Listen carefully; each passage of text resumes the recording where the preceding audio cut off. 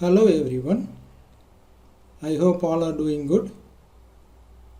Intro about myself, I am Dr. S. Ramesh Prabhu, MBBS MD. Overall, I have 18 years of clinical experience. Currently, I am working in multinational company on pharmacovigilance department, and in my free time, I work in a clinical research organization. Many thanks to the Dean and all the staffs, to School of Life Science Crescent University. I would like to thank the person involved or responsible for organizing this wonderful and informative seminar for the benefit of students and staff.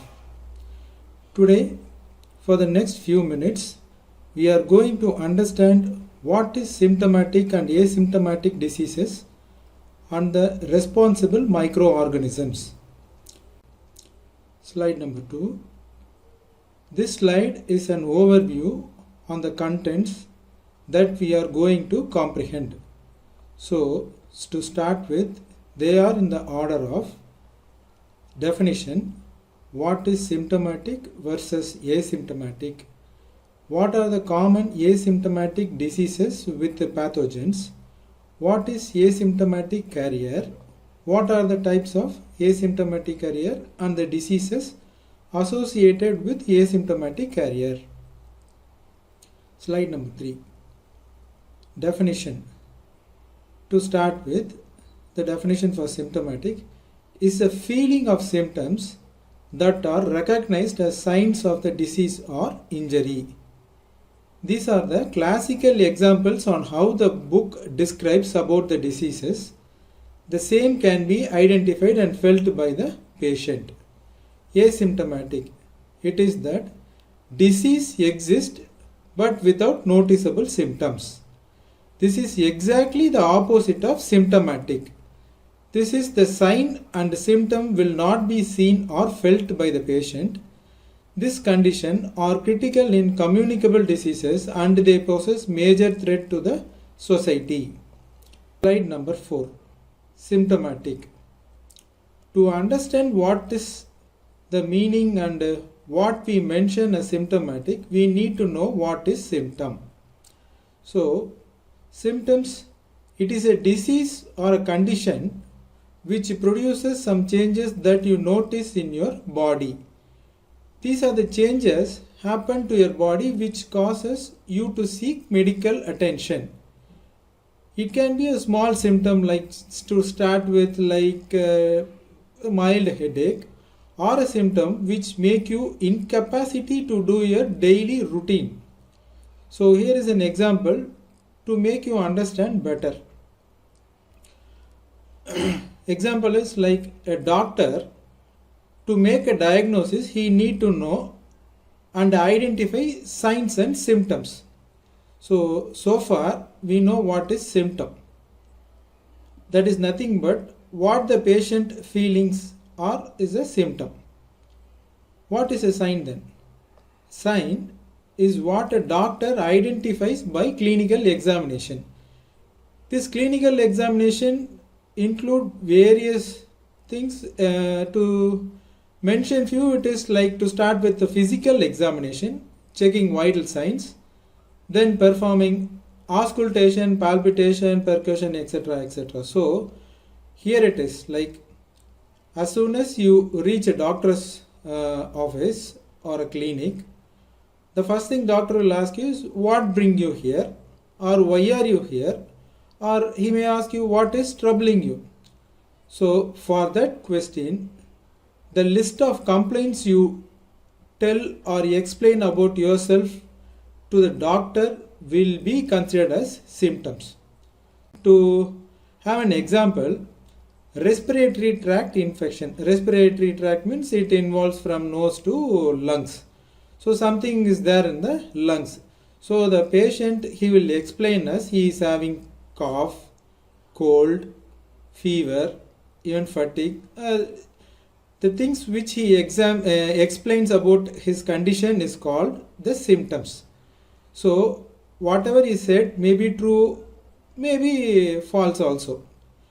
So to confirm that, doctor will check these symptoms by, as I mentioned, like physical examination, auscultation, those things. So regarding this example, respiratory tract infection, when the doctor checks for the patient, he finds out that patient is having fever 1 or 2 degree Fahrenheit. By in auscultation, he will hear the abnormal lung sounds, maybe wheeze or crepitation. Then checking for palpitation in the neck, he may see cervical lymph nodes. Likewise, with both the above signs and symptoms, a doctor will come to a provisional diagnosis or a definitive diagnosis by which he will treat. So, symptomatic patients are easily treated without any difficulties. Slide number 5. Slide number 5. Asymptomatic. Simple definition of asymptomatic is without symptoms. As I previously said, it is the opposite of symptomatics. It is when a disease exists without noticeable symptoms. The person is called asymptomatic. You won't have any changes in your body that bothers you. If you don't have any symptoms of a condition, then you won't know until it becomes serious. In this condition, diagnosis is often difficult. Frequently requires additional investigations to confirm the diagnosis. Constantly, symptoms will be absent. Slide number 6. Few common asymptomatic diseases are chlamydial infection. These infections are caused by bacteria, and those bacteria are called as Chlamydia trachomatis. It is a common sexually transmitted disease among humans. HPV infection caused by virus, and these are called human papilloma virus. Usually it is harmless, but untreated can progress to cancer. HCV infection. These infections are caused by virus and are called hepatitis C virus. Most common cause of liver cancer. HBV infection caused by virus and are called hepatitis B virus and are most common cause for liver failure and may progress to liver cirrhosis. These two, hepatitis C and hepatitis B, are very dangerous as it is a silent killer. HIV infections caused by lentivirus family, and it is HIV is otherwise called as immunodeficiency virus. Anemia. This is nothing but a lack of RBC, and even with the presence of RBC, oxygen carrying capacity is decreased. This is anemia. Osteoporosis, in which the bones become very brittle and weak. Unless you met an accident or a fall with a bone fracture, you will not know that you have a brittle bone disease or a osteoporosis. This is mainly there in the hormonal disbalance, mostly of parathyroid hormone. Amongst all, cancers are the most asymptomatic culprits. We will not know or will not produce any symptoms unless it becomes severe in nature. Examples are breast cancer, colon cancer, ovarian cancer. These are most common cancers found, and still we don't know in the initial stages. Slide number 7. Asymptomatic carrier. An asymptomatic carrier, or otherwise called as healthy carrier or a just carrier. An asymptomatic carrier is a person or other organisms that has become infected with a pathogen but does not show any kind of signs and symptoms. Asymptomatic carriers play a critical role in transmission of common infectious diseases such as typhoid, Clostridium difficile, influenzas, COVID-19, tuberculosis, and HIV. Slide number 8. Types of asymptomatic carrier. Asymptomatic carriers can be broadly categorized under incubatory and convalescent carrier. Incubatory carrier is mostly a time duration. An individual may develop signs of infection after a period of subclinical infection, and this duration is called the incubation period. to understand better, most of the infections we contract will enter our body. This will multiply or grow or develop or mature to a certain level to express themselves as symptoms. The period or the time duration which it takes to show its signs and symptoms are called incubation period. One example to realize the risk of an incubatory period asymptomatic carrier. An individual mostly will start transmitting pathogens or infective microorganisms as soon as he gets infected. But prior to developing the symptoms on oneself, that is, they are known as incubatory carriers.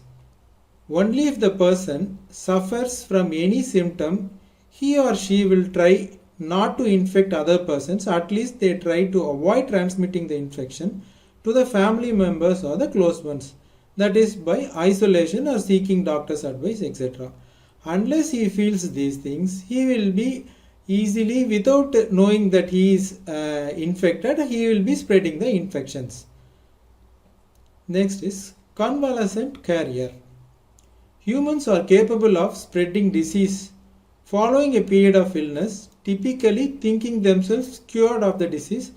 These individuals are known as convalescent carriers. Viral diseases such as hepatitis and poliomyelitis are frequently transmitted in this manner. They are considered to be classic asymptomatic carriers or otherwise healthy carriers because they never exhibit signs or symptoms of the disease yet are capable of infecting others. Slide number 9. Diseases with asymptomatic carrier. Please note that scope to improve on identifying asymptomatic carriers are huge because still in many places research is going on how to identify a carrier at a very early stage. We all know to identify a disease, but without the symptoms and seeing a normal patient and how to identify the early stages of asymptomatic carriers, the research is going on. To start with infectious diseases, there is a common rule 80:20. It is said that only 20% of the infected individuals are accountable for 80% of the spread of the disease. This is what epidemiologists consider. An example, typhoid fever. It is caused by bacteria, and that bacteria is called Salmonella enterica serotyphi. It spreads through fecal-oral transmission route. Even after successful treatment with antibiotics, a small number of people who completely recover from typhoid fever, but they continue to harbor the bacteria in their intestinal tracts or gallbladders. This often continues for years. EBV. This is caused by herpes virus family. Epstein-Barr virus is the most common virus seen in humans. It spreads by body fluids, mainly by saliva. Unless the patient is immunocompromised, this will not produce any symptoms. Poliomyelitis. It is nothing but polio. It is caused by polio virus. Post-treatment, a few people becomes as asymptomatic carriers. They spread through fecal-oral transmission route. So, for decades, these asymptomatic carriers produce virus and they are responsible for the spread of poliomyelitis. Tuberculosis is another threat to humankind. It is caused by Mycobacterium tuberculosis. This spreads through air and is an airborne disease. Symptoms occur approximately from 2 weeks to 3 months. So this in between time they may spread the tuberculosis to various number of patients, but the symptom only occurs after this period. Gastroenteritis is caused by Salmonella typhimurium. This Salmonella typhimurium mostly affects the mice variety, but still in mice it affects the brain, but in humans it affects gastroenteritis, and it is usually asymptomatic. And asymptomatic bacteriuria caused by many bacteria. Most common among them is E. coli, and others are follows: Enterobacteriaceae, Pseudomonas aeruginosa, Enterococcus species, and group B Streptococcus. Thank you. Thank you very much for listening patiently. Thank you.